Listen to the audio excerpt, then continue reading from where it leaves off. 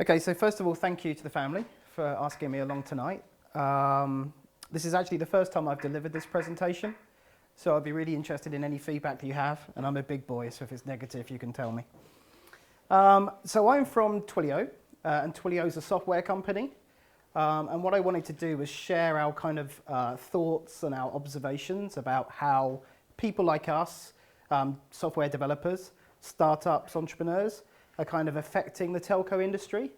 After such a comprehensive presentation, there is small areas of overlap, but hopefully, there's some fresh material here for you to kind of see. So, first of all, just a little bit about me. Obviously, I won't take a lot of time boring you with what I do, but just to make the point that my kind of entire career has been spent in telecommunications. So I've worked, obviously, for Twilio, kind of a startup, a US startup based in San Francisco. As you can probably tell from my accent, I'm British, so I'm based in London. But I've also worked for telcos. So I've worked for British Telecom, I've worked for O2, I've worked for Telefonica. So I've kind of hopefully got a bit of perspective of working inside a telco, but also working inside a startup as well. I've also worked for a bunch of organizations that have tried to bring these kind of two worlds together. So MEF is like an industry trade body that tries to network people, get people together, do business together. And the Chartered Institute of Marketing, I ran their technology marketing interest group, so trying to share best practice for technology marketing people. So that's kind of my background. Okay, so the subject of the talk is the effect of software people on telco. So it's probably worth defining what we mean by a software person to start with. So really, a software person is anyone that sees the world through the lens of software. So you don't have to be a coder. You could be a project manager, you could be a designer, you could be a business person. But as long as you believe that any problem in the world can be solved by software, then we count you as a software person. And let me give you a kind of couple of examples of kind of software people in action. So that's not designed by software people. That's designed by hardware people. So there's 1 million buttons on that device. Each one of those buttons is hard-coded to do one task. And that thing never changes from the day it leaves the factory to the day you throw it in the bin. Whereas a remote control designed by a software person looks like that. It's very minimal. The functionality is all delivered through the software. So it's continually updated, it continually learns, it continually gets better. That is a kind of credit card chip and pin terminal. When you go into a restaurant and you pay by your credit card, you'll probably be given one of those things. I think I'm a technology geek and I still can't use these things. I always get the tip wrong because it starts with the zeros first and it's terrible. So again, it's very hard for the customer to understand, it's very hard for the waiter or the service person to use and to train. You now have companies like Square who are making it very easy to actually, through software, give a much better customer experience. So, you can use existing technology like iPads, like iPhones, beautiful user experience, very easy for both the customer and the person that's in the store trying to take your money. Thermostats, controlling the temperature in your house. Apart from kind of going up and down, I don't know what else to use this thing for. If I wanted to play with anything else, I'd have to go fetch the manual and read to see what this thing does. It's not intuitive. Has people seen Nest? Are you aware of Nest? It's like an intuitive learning thermostat, and it's all driven by software. You can control it through your iPhone. If you're outside the home, you can program it and all these kinds of things. Amazingly, beautifully designed user interface, no buttons, very intuitive. And then the final example, taxi cabs. Everyone hates trying to get a taxi cab. It's raining, they drive past, there has someone in there, they don't stop for you, it's just a shitty experience. Whereas companies like Uber, and there's a lot of taxi kind of applications now coming to the market, are turning an old problem and solving it through using software. So now you know exactly where your taxi cab is using the map on your device. You can book, you can have the confidence that someone's going to show up. You get notifications to tell you the cab's arriving so you can stay inside without getting wet. Just a much, much better kind of user experience. So that's kind of what we mean by software people. So why should you kind of care about the impact that software people are having on telco? Well, I mean, how many people here work for a telco? Okay, so a few. So I'm amongst friends because I am an ex-telco person. I mean, telco still remains massively vital to our day-to-day lives, obviously, either through business communications or personal communications. So, you know, we really kind of have to understand what the future looks like for telco and the impact and the severity of what's happening in the world through young companies, startups, entrepreneurs. And if we look I've got a few charts with a few figures, but I'll try to go through them pretty quickly. So in the UK, I'm not sure what it's like in France, but in 2011, we flipped from the majority of our traffic being delivered over landline to mobile. So we're now a mobile first kind of country. And if you look at the penetration of SMS, nearly 6 billion people on the planet have access to SMS messaging, which is 6 times more than Facebook, 3 times more than TV, and 2.5 times more than email. So, you know, these are still massively used and consumed services. So let's not be too hasty to write these things off. So if the penetration's there, what's the problem? Well, I kind of love this quotation. This is from the guy that runs the Turkish operator. He was talking at Mobile World Congress, which is like the biggest conference for telco in the world. And he kind of very emotionally, kind of said, voice is God's gift to humanity. It's what separates us from the animals. But no one wants to pay any money for the ability to communicate. Voice is dead. So that's a pretty grim kind of outlook if your actual business is making money from people talking to each other. So if we take a look at some of the figures, obviously it's a little bit hard to read, but you can see the trend. You know, kind of telecoms revenue peaked around 2007. And now we're seeing this kind of slow but progressive dip in total revenues. And just another kind of little fact towards the bottom, back in 2000, when we had the whole internet bubble and 3G was going to be the next big thing, when we did our spectrum auctions in the UK, that raised the UK government £22 billion. Obviously, the economic environment has changed dramatically since then, but when we look at our 4G spectrum auction, which was this year, 2.3 billion, last year actually, 2.3 billion. Huge difference in the perceived value of delivering those data services and what telcos are prepared to pay for that spectrum. So if we then break down the actual cash generation, you know, despite this kind of grim background, the telcos are still massive generators of cash. So these are the revenues for 2012. So AT&T kind of leads the pack at 126 billion US dollars.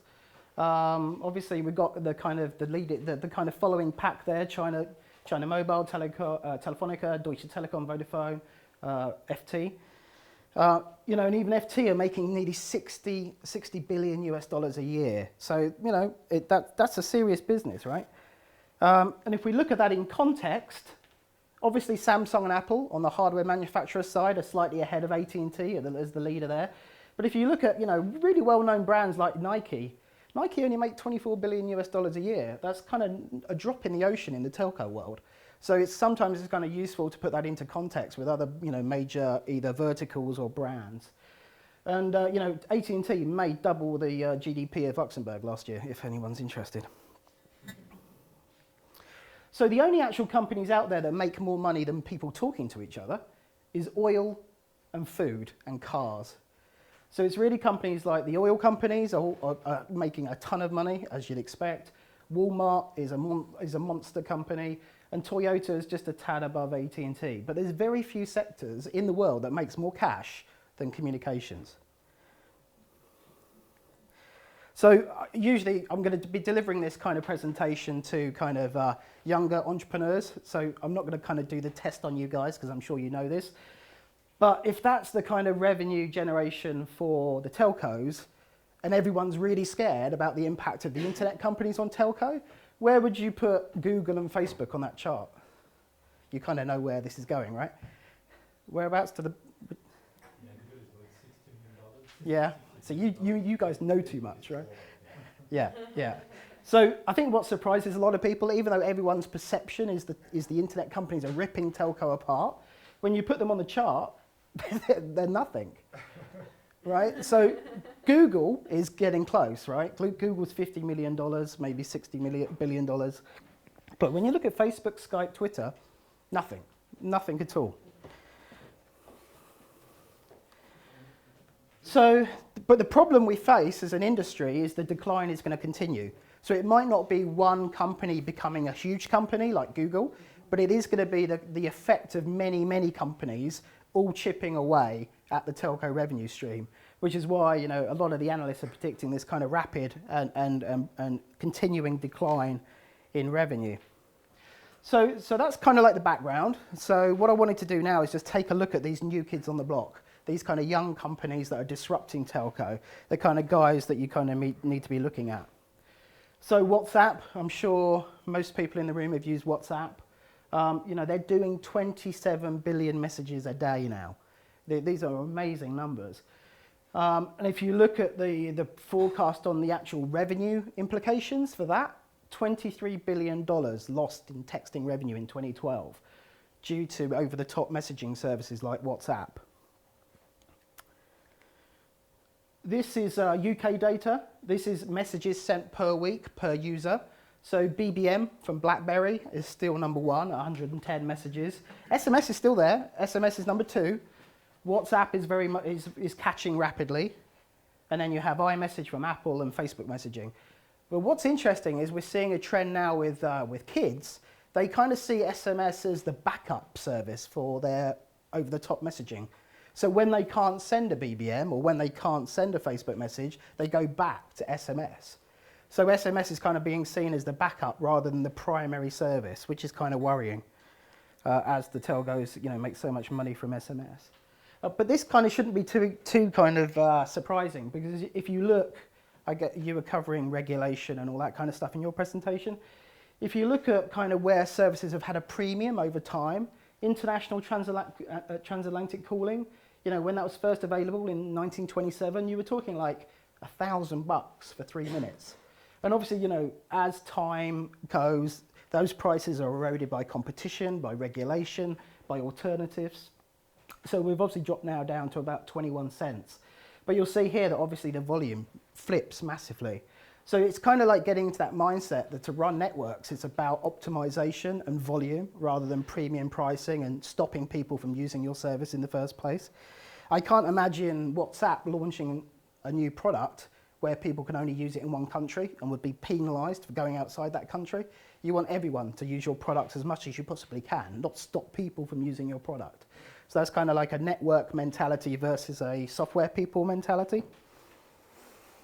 And just to kind of build on that, you know, Skype, so the international phone traffic are the bars, and Skype is the line. So you can see that Skype is starting to hockey stick in terms of how much it's eating into, you know, traditional landline international calling, because obviously the proposition in the main is it's free. So the challenges keep coming as well. This isn't stopping, this is getting worse by the day. Apple and the carriers have a really interesting relationship. It's kind of like an abusive relationship. The carriers are kind of dependent on Apple for the devices, but Apple are continually releasing and innovating new communication products that are chipping away at the operator kind of revenue streams. So iMessage, as I mentioned, is doing 2 billion messages a day now. And one of the features that wasn't talked about too much was if you watched the Apple Worldwide Developer Conference, which happened a couple of weeks ago in San Francisco, one of the features that was announced was an audio version of FaceTime. So FaceTime has been around for video calling since 2010, but now you can just make an audio call over the Wi-Fi without touching the carrier. So another sign that, you know, this stuff is being chipped away. And then we come on to things like WebRTC. So again, really scary stuff, because you're going to be able to go to pretty much any web browser. At the moment it's fairly limited, but over time that will grow. And you'll be able to make a phone call, do a file share, whatever you want to do, straight from the browser, without any additional software, without touching the carrier. And this is kind of being driven by Google, Mozilla, and other kind of software companies. So, you know, another scary thing for the telcos to get their head around. So if we look at the kind of new landscape that's developing, you've got the landline providers. These are kind of UK examples, but you'll know the French companies. So people like BT. These were typically government-owned organisations that provided the phone line to your home or your business. Then into the kind of 90s, you've got the mobile companies. So people like the Vodafones, the Oranges, the O2s. They're focused mainly on building out mobile networks and selling you a handset. But now you've got this kind of whole category of over-the-top providers. So people like Viber, WhatsApp, Skype, and these guys. And then you've got the company I work for, Twilio. And we place ourselves in the cloud kind of area. And it's really important to make a differentiation between over-the-top players and Twilio, because I think there's sometimes a misconception about who we are. So we actually partner with the telco. We partner to get access to their network. And every time a developer or a company makes a call over our API, we're actually generating revenue for the carrier. So it's very much a partnership. Whereas in the OTT world, it's quite an interesting situation because companies like WhatsApp are operating over the top of the carrier's network, but not sharing in any of the upside for the privilege of accessing those customers. So we kind of group these people into the network world and these people into the software world. But as I say, every software person isn't the same. And just to make that point, actually what's happening now is Twilio is partnering directly with the carrier. So as well as having relationships to access their networks, we're actually partnering from a channel perspective as well. So offering the carrier's customers access to our API, obviously letting them brand the whole experience so they retain control of their customer, but giving the carrier an opportunity to work with our developer community and really drive forward their business. So this example is with KDDI in Japan, one of the leading telcos in Japan, which was a deal that we did with them just recently. So, talking a lot about software people, comparing software people to network people, first of all, software people build better user experience. I kind of gave you some examples earlier, but if you look at where the growth is coming in telco and the usage of telco-based services, it's messaging, it's email, it's social networking, it's VoIP, it's instant messaging. These are all experiences that are being built by software people, not telco people. If you look at Instagram as a case study, I guess some people might be a bit cynical that were they really worth $1 billion? But when you see growth charts like this, one of my jobs in O2, one of the telcos I worked for, was to launch picture messaging, MMS. So I was the product manager for that. So I sit there and I look at that and I was kind of frustrated about why MMS didn't take off in the way that we thought MMS would take off. But then when you see picture messaging done right, with a software mentality and a good user experience, you grow $1 billion business very quickly. And I think, again, a chart with lots of numbers, but don't worry about the detail. What you're seeing actually is software people are driving demand on the telco networks, but this demand is for data, not for voice. So if you look again in the UK, in 2010, the average usage per month for mobile data was 71 megabytes. That's risen now to 154 megabytes. And what's interesting is 3UK, who at the moment are running a very strong marketing campaign about being the kind of network for mobile internet. Their customers are generating 800 megs, nearly a gig per month of mobile data usage. So it's a changing of the mindset. It's less about monetization of voice and minutes. It's more about monetization of mobile data. Software people go faster. I'm sure you kind of covered this in your presentation. So let me just run you through what the internet looks like in very high-level terms. At the bottom, you've got the copper, the connections. Then you've got the switching, so people can make cross-network connections. Then you've got the World Wide Web, and that's really the interesting bit, because on top of the web, you get the innovation. You get the Googles, you get the Facebooks, you get the pick a company that you love. It's really the top bit that customers get excited about. They don't get excited about the bottom stuff. That's just invisible to them, and they expect it to be there. If you look at the telecom stack, you've got the copper, you've got the switching, and then nothing happened. there was just no innovation. And it's really been like that for 100 years. The core product hasn't really evolved. Of course, there's been some kind of incremental innovation, you know, some value-added services like voicemail and other bits and pieces, but fundamentally, the product hasn't changed since it was first invented.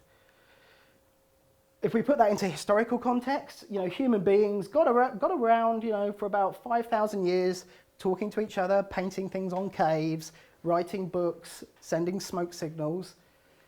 And then really the next kind of leap forward in communication was the telegraph. So around about 5,000 years later. And then after that, we had the telephone, 38 years on from the telegraph. And then 100 years plus after the telephone, we had the mobile phone. So we're talking huge amounts of elapsed time between significant milestones in traditional communications. If we look at that in software people time, if you use 3G data launch as the benchmark, as the baseline in 2003, Skype was there from the beginning, as it kind of grew from the PC world rather than the mobile world. Twitter, 3 years later. Facebook, 4 years later. Twilio, 5 years later. WhatsApp, 6 years later. So we're not talking 50, 100 years, we're talking years. And it's going to get shorter all the time because of the amount of companies that are innovating constantly in this space. So another classic problem with telco over the years has been control. And you can't run modern business in a controlling mentality anymore because the customer has too much power and the customer has too much choice. So anyone used mobile internet in the early 2000s? That was kind of what you got. You got the carrier portal, you were locked into that carrier portal, you couldn't stray onto the internet because that was too scary. And you know, from a business perspective, all of these icons had a business arrangement behind them. So every time you clicked on one of those icons, the carrier was getting money through a revenue share agreement or some other kind of fashion. So very much a walled garden, very much about controlling. And then of course, you know, we had the App Store and we had the iPhone, the smartphone explosion, and that was completely bypassed and just destroyed overnight. But what, you know, why did the telcos want to have that control? Because really the gatekeepers own the customer experience and the billing relationship. So, you know, when you look back through history, the companies that were important were the people that controlled the choke point. So it was the stagecoach company, it was the postal service, it was the telegraph company, it was the phone company, it was then the mobile network. But who owns the control now? You know, if you pulled any 20-year-old off the street and you asked them what brand kind of meant the most to them or where their affinity was, they'd probably say one of the social networks in terms of where they think their online life is. And that's kind of not surprising because there's always been this long-standing debate inside the telcos about ownership of user identity. The telcos always believed that they owned it because they owned the primary address, the phone number, and that was always the universal numbering system for customers. But the problem is there was no innovation. That hasn't changed. And now, you know, what's more user-friendly, a kind of 10-digit phone number or my Twitter handle? I switched my carrier a year ago. I haven't bothered remembering my mobile number because I don't want anyone to call me and I don't give it out. You know, my primary communication is Twitter, Facebook, email, whatever, or Skype maybe. But it's not a horrible 20-digit number I can't remember. I don't know my wife's number. I just put it into my address book and that's it. I don't memorize it. So that lack of innovation has just lost the operators this point of control. So, I mean, software people is kind of derived from Mark Andreessen's paper on software eating the world. Are you all kind of familiar with that? If you're not, then you can pick it up from that link and I'll share the slides. But you should definitely read that paper because it's a couple of years old now, but it talks about software eating the world and the world being driven by software. And that's where a lot of the inspiration for this came from. So it's very clear that the innovation void in telcos is being filled by software people, not telcos. Software people think open. You know, they've been born on the internet. They haven't been born in the closed mentality of a network. And they think collaboratively by nature. So they're always thinking about who can I partner with, who can I work with, who can I open source my software with. They're not thinking about, oh, I need to compete with Vodafone, and it's all about customer retention. Very different mindset. So it's all about building community and an ecosystem. So kind of what's next? Well, how do the telcos avoid their Kodak moment? You know, I think Kodak showed us all that no company has the right to exist, even if they effectively created an entire industry themselves. It's interesting, you know, what's the strategy going forward? You have the kind of telcos now developing their own over-the-top messaging services. Orange has Libon, Telefonica has To Go. Kind of interesting. I mean, it'll be interesting to see how they play out, because effectively you've got divisions of the carrier cannibalizing other divisions of the carrier. And it'll be interesting to see who wins, who plays out in that kind of political battle. And then you've got some kind of, unfortunately, failed attempts of the carriers to try to work more effectively together. Is anyone familiar with WAC, the wireless? Yeah? So this was an attempt by the telcos, I think it was about 26 of them, to come together and collaborate on a whole bunch of different things, like APIs to serve developers, and having a kind of a global app store where software developers could upload their applications into many different operators. And unfortunately, apart from a couple of press releases, it didn't really deliver anything. So the track record is not positive, unfortunately. And that's led to an erosion of confidence and trust in the carriers, which is a significant hurdle for them to overcome if they want to work with software people that are changing the future going forward. So in this backdrop, you know, because of things like this demand on data, the telcos have never spent as much money as they are today on capex in terms of building infrastructure.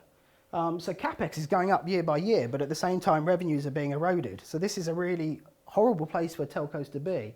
And I guess what's interesting, especially because my background was product development inside a telco, the return on investment of MPD in telcos is just 6%.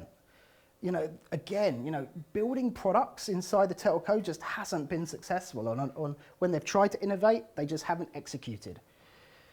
And but you know, despite this rising amount of capex, they're still spending less than 20% of their revenue on capex, investing in the networks. There's still a ton of cash that's sitting there going to shareholders or whoever. So if you look at new business models, you know, the kind of old world that a lot of the carriers are still kind of working in is the kind of factory to consumer model. So you make something, you put it into a retail store, and the customer goes and buys it. The kind of world that we live in at Twilio is now this kind of internet services model. We provide some tools, a platform, an API. We let a developer build something themselves, distribute that themselves through an app store or whatever other mechanism they want to use, and the customer goes and buys it. So we're taking a very indirect kind of model. You know, we don't have a direct relationship with the customers of our services. Our customer is the software developer or the entrepreneur that's building their company or their application on top of our platform. And it really is the future. We certainly believe the future is all about APIs. Do you know Programmable Web, the website? So, you know, the founder of Programmable Web kind of says, you know, in 1995, people were asking the question, why should I have a website? Now it really is, why should I have an API? And he believes that every kind of company in 2015 will have APIs. And if they don't, they simply won't be able to compete in the new economy. Because it really is going to be the way that businesses connect with each other and transact. So if you kind of look at that model for telco, it's a kind of mixed bag. We talked about the WAC situation a little bit, where the kind of cross-network stuff failed. 30% of operators have launched some kind of API service, and another 35% are thinking about it. But still 35% have got no plans, which might not be a bad thing, because we know that the MPD isn't particularly successful. But again, kind of what's worrying me is the same old thinking is there, right? So this is research from Informa. So talking to those telcos that are actually building APIs or launching APIs, still 66% of these telcos want to keep control of the API, and they only want to give it to select people. They haven't got that open mentality of just put the thing out there and let developers just build and see what they come up with. So some are thinking about new technology, but they're applying the same old mindset on top of that technology. APIs for muggles. So, you know, APIs were very, very technical, and it's still quite a challenge inside Twilio to go and sell what we do, because a lot of people don't understand what an API is. But increasingly, this is becoming more mainstream. Not mainstream in the sense that, you know, friends and family will be talking about APIs. But there's a number of services now where you can use APIs, mash them together to create services without writing any code whatsoever. It's very kind of consumerization of APIs happening right now. There's also a couple of companies that are there to help the orchestration of APIs, so allow you to kind of connect them together and play nicely with other companies. So companies like Mashery and Apogee both do that.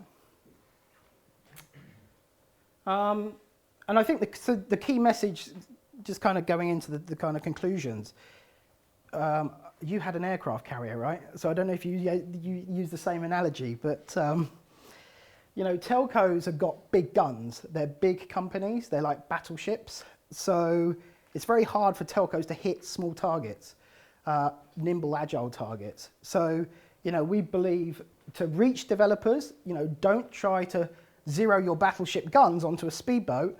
Go and find the right partner that can bring those kind of people to you and work more effectively and more cost effectively. And in terms of what it looks like to create an ecosystem, you've got the kind of connectivities, the connectivity layer, the carriers who provide the phone lines, the numbers, the SMS. So how Twilio works is we put relationships in place with all those telcos, and we abstract that into a single platform with a single API. So a developer, when they come to Twilio.com, they don't have to worry about how much Orange charges for an SMS or how much Vodafone charges for an SMS. It's just one simple code call on our API with one single price. We just make all of that complexity disappear. And our kind of channel, our customers are people like system integrators, digital agencies, hackers, startups, and also increasingly enterprise. So we have got big companies now coming to Twilio to work with us as well. It's not just the developer community. And it's really up to those guys to kind of create the services. Twilio doesn't have really any imagination. We put all of our focus into building the best possible API that we can. But we don't build anything. We don't build any services. We don't have any. You can't come to Twilio.com and buy a finished product from us. You go to our website. It's very, very orientated towards the developer. So it's really down to the kind of creativity of the guys here that have those relationships with the customers. But as I kind of mentioned earlier, what's interesting is the actual direction of money flow goes back to the carrier. So when these guys come up with something awesome, yeah, they're going to pay us a little bit of money, but then we pay the carrier a little bit of money as well. So it's a kind of win-win situation. So just going back to that kind of quote, voice might be dead, but I would argue if you actually provide an ecosystem, if you actually work with the right people, and if you provide the right tools, there's a bunch of innovation that can actually supplement or replace that lost revenue through voice. So I'll just give you one very quick example of this. So this was a campaign that happened in London at Christmas time, what happened was they wanted to create a piece of interactive outdoor advertising.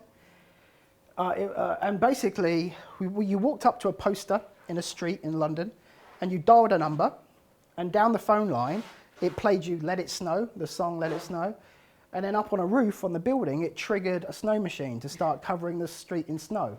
So how that happened was, it was a Twilio phone number. When the phone call came into the Twilio number, we passed instructions to a snow machine connected to the internet via an Arduino card. So kind of like a machine-to-machine Internet of Things kind of experience. But the reason I kind of showed you this was when we kind of built the API, no one sat there thinking, oh, let's build an API so people can trigger snow machines. That would have never occurred to us, but it just shows you the creativity. Once you give people the tools, they'll go off and build amazing things. And also, kind of when I reflect back, if someone had come to me in Telefonica and said, hey, we want to make it snow, can you help us? It's like, that would have taken 6 months of planning and probably £50,000 to build a project. Forget it, So, there's now over 200,000 developers, companies building on top of our API. And I guess one of the best thing about my job is just discovering what people are building every day, because it just amazes me.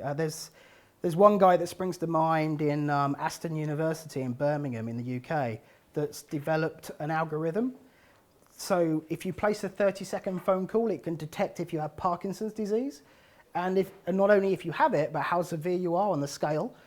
So you can get preventative action and treatment. So it's just amazing stuff happens every day. It just blows us away. So closing thoughts. Stop building product if you're in a telco.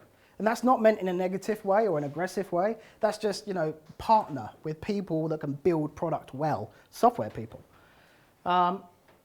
Get the right developer tools. Go and find a company that can provide a really awesome API. Can't think of one, and go and partner with those guys and actually bring something to market that people want to use.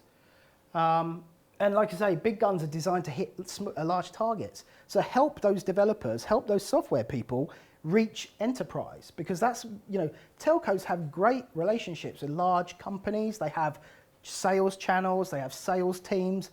Let's engage those people to help the small guys sell into those channels so everyone wins. And just the last slide. If you're interested in this area, there's some amazingly smart people that write amazing stuff about telco and the effect of software people and OTT. So you should go check these people out if you're interested in this subject, and I can share these links if you tweet me or something, then I can give them to you. And that's it.